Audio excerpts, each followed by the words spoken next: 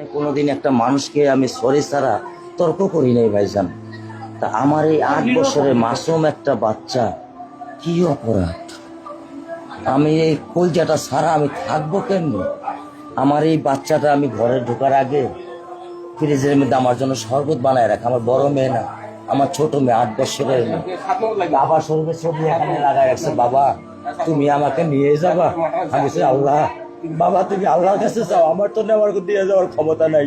আমার মেয়ে আল্লাহর কাছে চলে গেছে, আমার মেয়ে আল্লাহর কাছে চলে গেছে।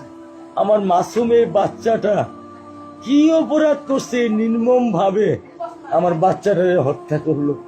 কি আমার ক্ষতি, কি আমার অন্যায়, কি আমার দোষ? আমি একটু জানতে চাই আপনাদের কাছে।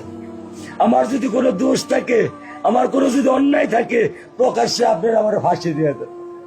আমি এই বাচ্চাটা যারা আমি থাকবো কেমনি?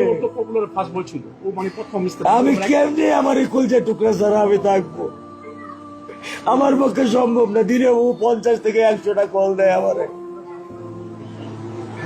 বাবা তুমি কখন আসবা, বাবা তুমি কখন আসবা, বাবা তুমি কখন আসবা।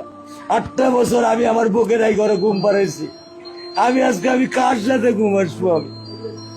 আমি কি দিয়ে মনে সান্ত্বনা দিব? আমার অপরাধ কি?